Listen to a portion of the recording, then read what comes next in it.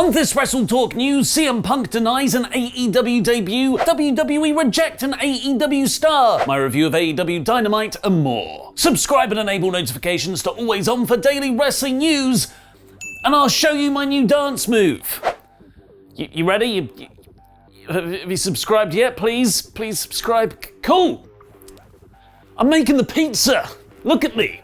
Oh, I'm spinning that dough, making the pizza, spinning the dough, making the dough. No, Nick Cage. There is no pizza for you here. I'm trying to get that sweet Domino's money. Hot. Yeah. Support WrestleTalk!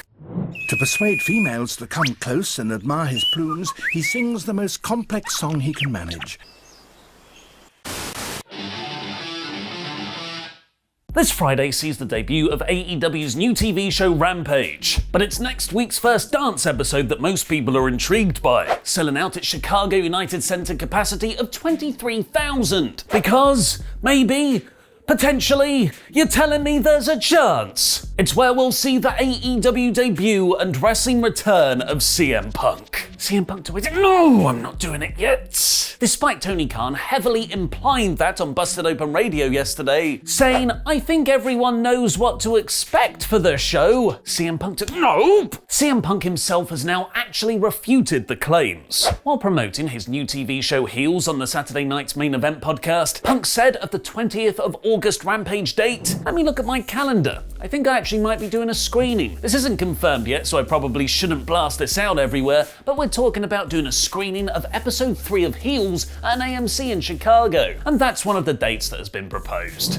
Episode 3 of the TV show in a cinema more important than a wrestling return and debut. CM Punk to AEW not confirmed. Punk also addressed Darby Allin's Best in the World promo that he cut a few weeks ago on Dynamite, saying he thinks it was about Daniel Bryan. Better be a goddamn work, Punk. The Punk AEW saga has been going on since before the company even launched, with Tony Khan admitting in the past he wanted Punk to be one of his main stars from the start. Dates, money, and plans were offered, but Punk turned them down. Punk has now confirmed he did in fact have a face-to-face meeting with Khan before the launch of AEW, and explained why he said no. My perspective on this, and I said this to Tony to his face, was that I am a guy who has constantly heard, "Hey, I got a money guy. Hey, I got TV." I've heard that at least once or twice a year for 15 to 20 years in my wrestling career. Especially after ECW folded, everybody was going to use the ECW guys. There's a dude named John Collins who did time in prison for bouncing checks. It always seems like somebody is we're gonna start up and we're gonna compete with Vince. Someone who did sign with AEW, however, is Wheeler Yuta, who's appeared on the last few weeks of Dynamite in losing efforts. Fightful Select is reporting that Yuta actually impressed in his NXT tryouts recently, with several members of the roster thinking he'd get an offer, but NXT turned him down. In the latest sign that NXT really is pivoting away from the indie style that has made it so beloved and towards developing young, big wrestlers for the main roster. But maybe Vince McMahon is actually a genius, because following Friday's releases and reports about the brand overhaul and Tempest calling it the worst episode of the year so far, NXT drew its best rating since May on Tuesday night with 751,000 viewers. But it's Thursday, you know what that means. My review of AEW Dynamite in about 5 minutes. Thanks for your support on Patreon, Ryan B. Bad and Shield Maiden, the Zornice. Get loads of exclusive WrestleTalk content by joining us over on patreon.com/WrestleTalk. The show opened on my new best friend MJF cutting a promo on Chris Jericho, telling Wardlow to just get the job done in the fourth labour, which Wardlow got all pissy about and crushed an apple like he doesn't want to be told what to do. How dare you, Wardlow? MJF is a magnificent and a beautiful person. You'd be more great. The first match, however, was a brilliantly fun trios bout between the Elite against Dante Martin and the Seidel brothers. Presumably Tony Khan's A/B test of the optimum amount of opponents for the Elite in an opening match to draw the most effectively starting viewership. Unsurprisingly, this was awesome fun. But what did catch me by surprise was who came out the most over.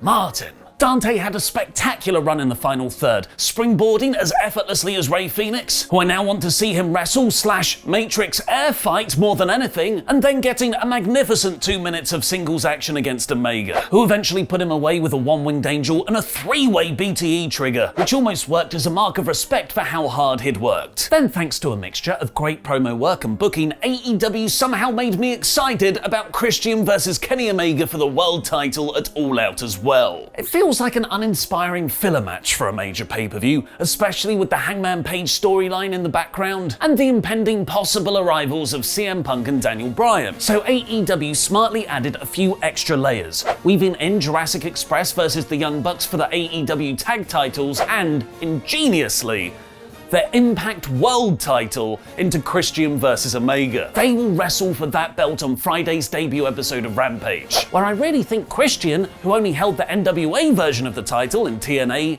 could actually win it, setting up a winner-takes-all match for All Out. Impact Champion versus AEW Champion. And somehow, the opening match and those announcements weren't even the best thing here, which goes to Omega interrupting the crowd singing Jungle Boy's theme to ask if they're singing whoa, or no,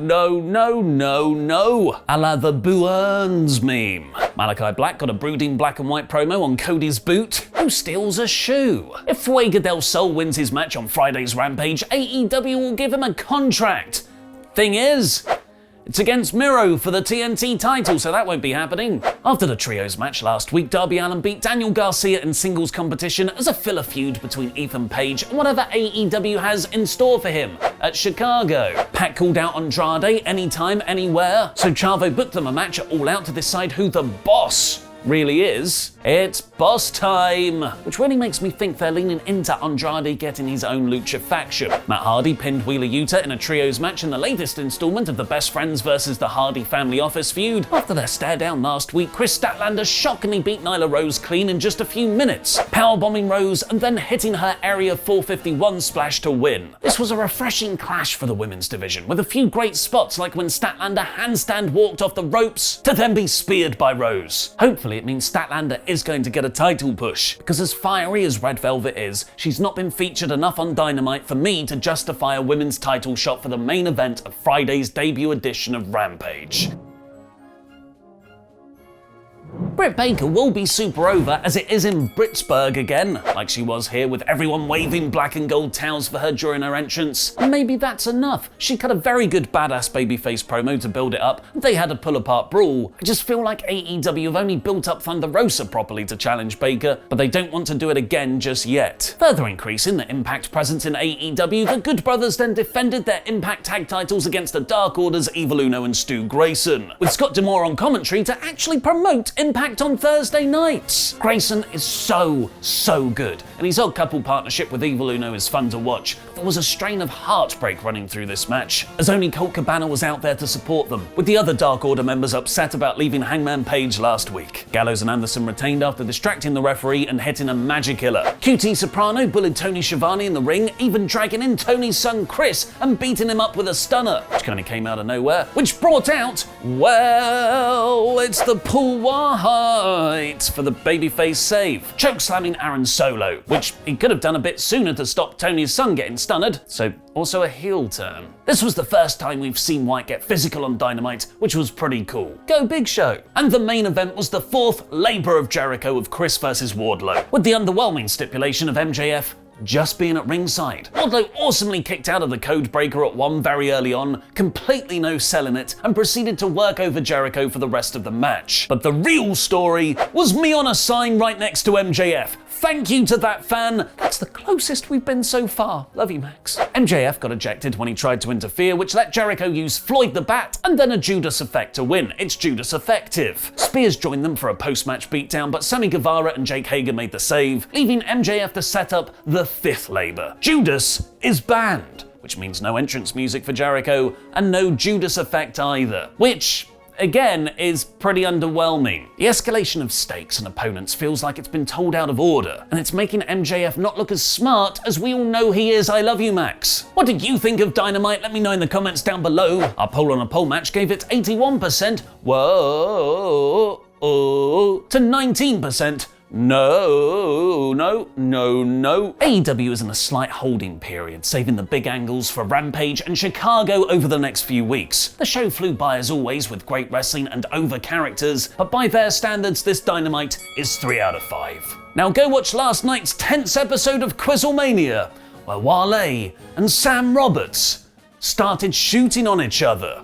Let me stop on my SummerSlam ticket get revoked out of the blue. Let me stop, man. Let me stop. I'm still in good graces with VKM, man. Let me chill out. Yeah, it hasn't always been that way, by the way, Wale. If I remember correctly. Let's not go there either. Whoa, hang on. Let's not go there What? either. Because it wasn't always. No. Been that way. Tempest, go ahead and do what you have to do. I'm about to get some Gatorade, man. Nah. That's weird. Talk about that. That's weird how that works.